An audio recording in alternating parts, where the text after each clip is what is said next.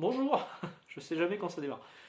Bon dimanche, j'espère que tout va bien pour vous. Moi ça va, si je commence déjà à bafouiller, on va pas y arriver. Je vais faire un peu différemment aujourd'hui sur mes vidéos Free Talk. Habituellement, je fais plus, je parle d'un petit peu du travail, je parle de mes lectures, je parle de gaming et puis de tout et de rien. On va commencer par du manga cette semaine, je sais,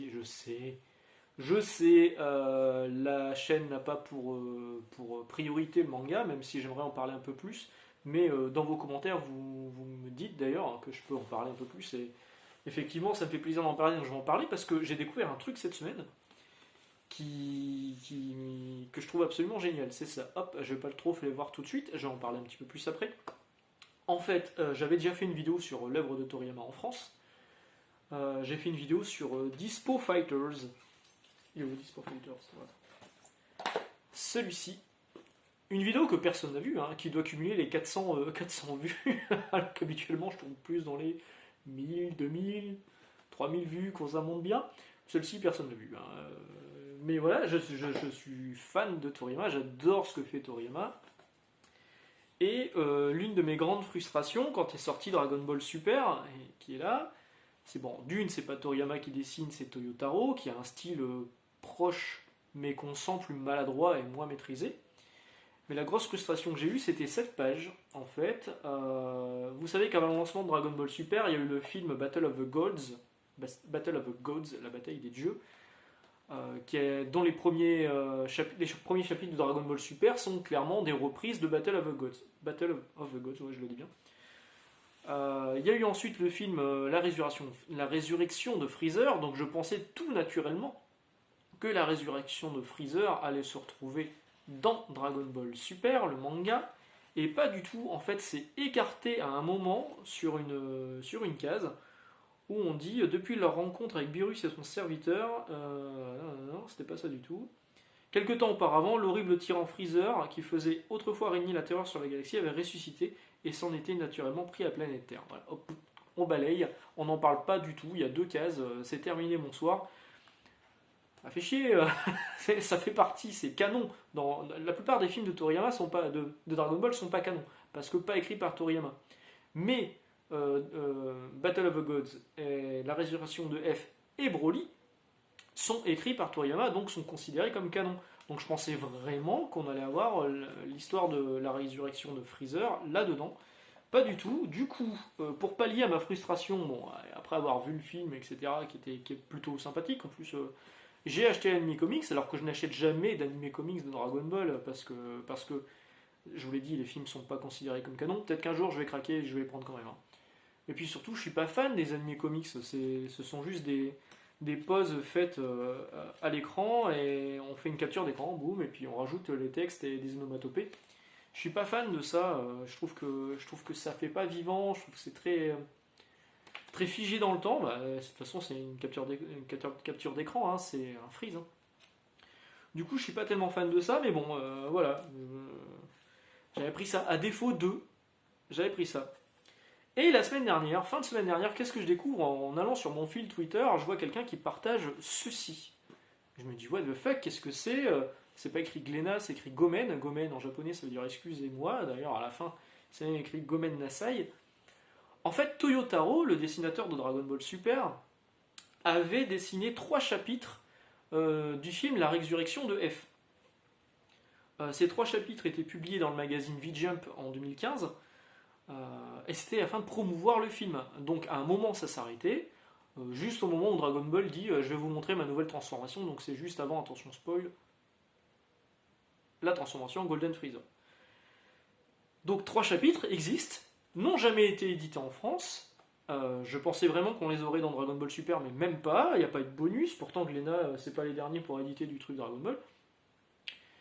Et du coup, un dessinateur chilien du nom de Rogeru, voilà Rogeru, s'est dit je vais finir le manga. Voilà. Et son style, en fait, il a imité le style de Toyotaro, qui déjà imite le style de Toriyama. Vous allez me dire si c'est comme les VHS de mon enfance, une copie de copie c'est jamais bon, mais là franchement c'est très très bon. C'est limite meilleur quand c'est Rogeru que Toyotaro.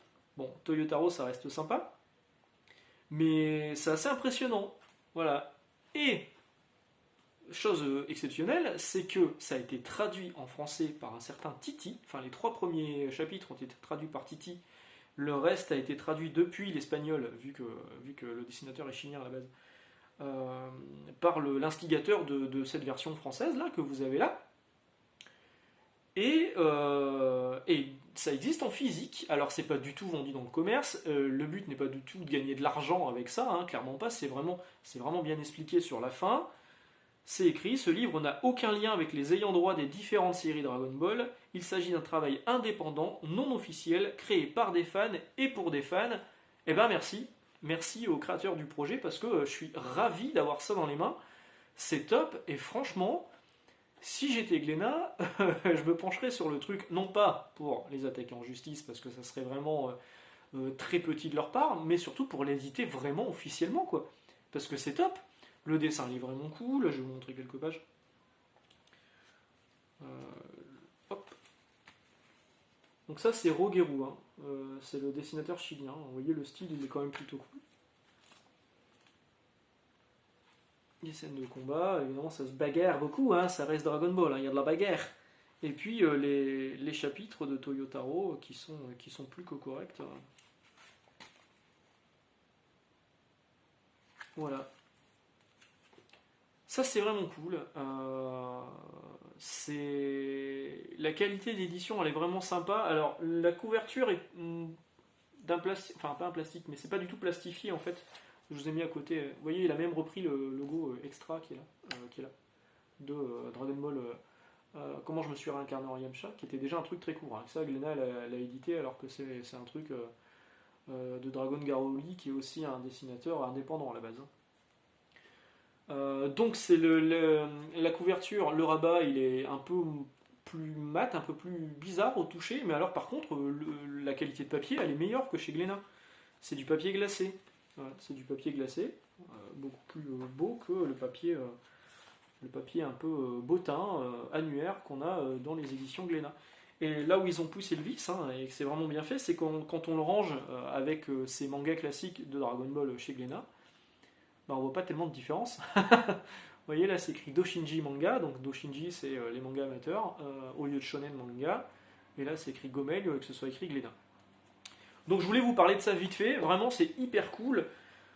Si vous êtes fan de Dragon Ball, alors vraiment si vous êtes fan de Dragon Ball, hein, c'est pas pour revendre derrière, et que vous souhaitez vous en procurer un, je vais pas vous donner le nom de la personne, je voudrais pas qu'il ait des ennuis du coup là-dessus, mais je vous laisse me contacter soit sur Instagram, soit sur Twitter, en message privé, et je vous donnerai le contact pour vous procurer ce Dragon Ball Super, la résurrection de F, qui clairement est devenu l'un des petits joyeux de ma collection, parce que c'est vraiment un truc...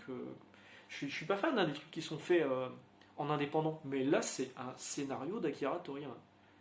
Donc et puis 3 chapitres de Toyotaro, et Dieu merci, d'où Jésus, je suis athée, je vous rappelle, quelqu'un a décidé de faire la suite, et ça c'est vraiment cool. Voilà, donc je vais arrêter avec Dragon Ball aujourd'hui. Je vais vous parler un petit peu du reste de mes lectures de la semaine. Je viens de finir Spider-Man, la chasse de Kraven. Je vais vous en faire une vidéo, je pense, dans la semaine pour vous en parler. Bon, clairement, si vous voulez pas attendre la vidéo et que vous savez pas quoi acheter en must-have ce mois-ci, achetez-le, hein, c'est vraiment top. Le deuxième must-have de la semaine, du mois, c'est House of M. Si vous l'avez pas déjà, allez-y aussi. Hein. Je parlerai également de Soul of the Hunter, qui est sa suite. Je viens de me procurer Plunge. Alors autant j'avais pas acheté Basket Full of Heads, même si franchement il est dans un coin de ma tête, le jour où je le trouve à pas cher je le prends. Même si là déjà il était pas très cher, je crois qu'il était à 15 euros, 16 euros.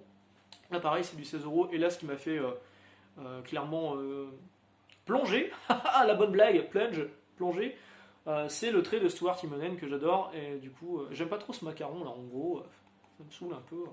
Bon ça doit s'enlever hein, je pense.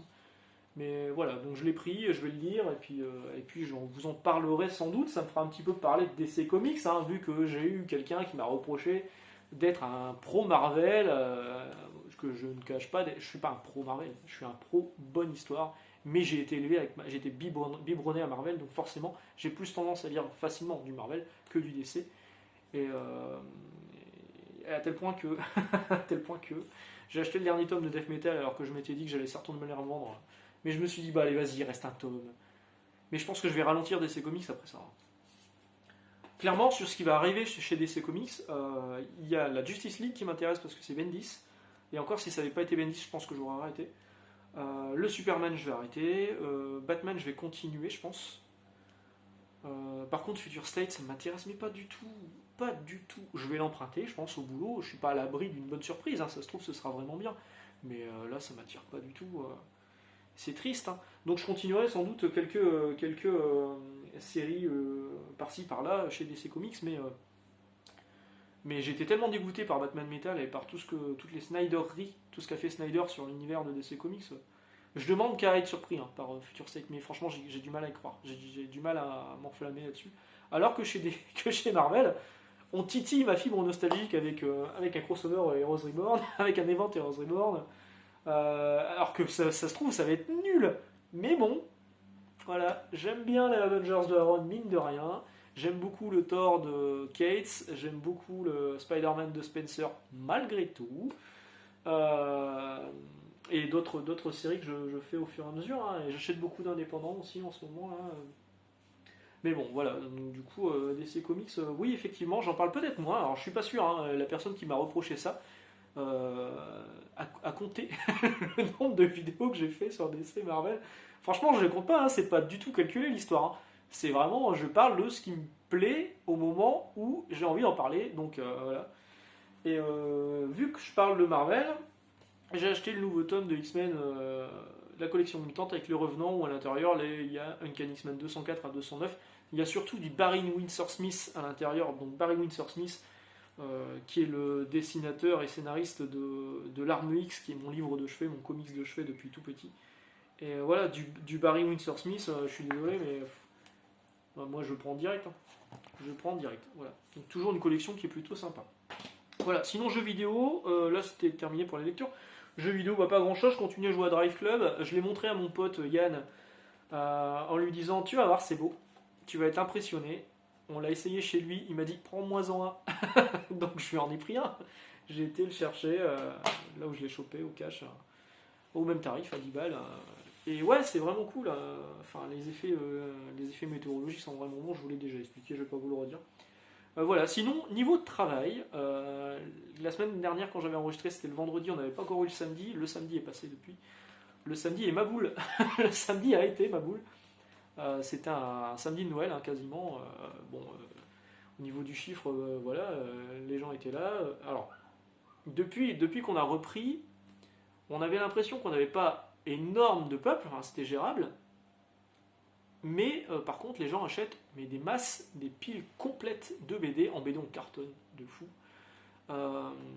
Et là, samedi, c'était des piles complètes de BD et de livres, etc., etc. Plus masse de gens. Donc là, ça a été ma boule dingo. Là, ça s'est un peu calmé cette semaine. Depuis mercredi, c'est beaucoup plus calme. Mais le chiffre continue à être bien présent et toujours en progression. Et ce qui est vraiment une bonne nouvelle pour nous. Maintenant, ce qui est un peu dommage, c'est qu'au niveau de la vidéo, bah, forcément, on sent la baisse d'intérêt d'une. Et le fait que nous, on ait réduit un petit peu notre rayon, bah, ça n'a pas dû aider et ça m'emmerde. Par contre, on a reçu des figurines et des pops. Je sais, beaucoup n'aiment pas les pops. Mais là, j'ai reçu des pops pour la Gromit. C'est trop bien. Et les figurines, on a reçu des figurines Demon Slayer, Kimetsu no Yaiba. Des nouvelles Dragon Ball, dont une de Goku quand il est petit. Et je l'ai vu, j'ai fait, oh, trop bien, mais 35 balles, chier. Et des trucs de One Piece, des trucs de Naruto. On a reçu, je crois, des pops de Naruto. Tout le monde demande des pops de Naruto. Donc en ce moment, là, je crois qu'on les a reçus. Voilà. Sinon, vous avez peut-être remarqué qu'il y avait un truc qui se cachait dans le décor, qui est juste là. En fait, j'ai reçu au boulot 2 petites plaquettes comme ça. Alors c'est juste du carton, hein, toute bête. J'en ai reçu 2. Je pense que j'en mettrai une dans le colis du gagnant des 4000 abonnés parce qu'on approche des 4000 abonnés, mine de rien, hein, c'est bientôt. Je pense que j'en filerai une au gagnant des 4000 abonnés. Mais ce qui m'étonne surtout, c'est que le truc c'est écrit DC Black Label, Batman Free Jokers, voilà, les noms de l'éditeur. C'était pas du tout dans un bac de BD, c'est ma collègue en développement personnel qui avait ça dans ses bacs, on va comprendre. Mais surtout, il n'y a pas le logo Urban. J'ai pas reconnu ce logo. Alors, si quelqu'un reconnaît le logo, dites-moi ce que c'est, parce que franchement, alors à moins qu'il y ait une novélisation qui arrive de Batman Free Jokers, mais ça me paraît fou. Ça me paraît fou. Du coup, j'ai fait des recherches, j'ai regardé si c'était dans les plannings de chez Urban, c'est toujours pas dans les plannings. Les plannings Urban ont un peu avancé, hein. Maintenant ça va jusqu'au septembre, bon, il n'y a pas vraiment de grosses surprises. Mais ouais, j'ai pas compris pourquoi on a reçu ça, pourquoi on a reçu deux. Alors, à part pour faire la fameuse blague, vous savez que dans le Nord, quand on fait ça, c'est tu vois Mnol, mais je vois de gueule, voilà la fameuse blague, et ben lui il fait pareil. Donc a priori en plus c'est écrit 3 sur 3. Alors quand on m'a dit j'en ai deux, je me suis dit ouais je vais en avoir au moins 2 sur 3. Non, c'est deux fois les mêmes. C'est con. Mais voilà, c'était plutôt un truc sympa, mais improbable, qui est arrivé comme ça au boulot, sans vraiment savoir pourquoi. Sur ce, une excellente journée. On se retrouve mardi où je pense que je ferai la vidéo sur la dernière chasse de Kraven. Et puis fin de semaine, jeudi, peut-être que je parlerai de Plunge, on verra. Hein. Sur ce, une excellente journée, de bonne lecture. Profitez bien de ce week-end qui s'annonce ensoleillé. Et puis je vous embrasse et à mardi. Ciao!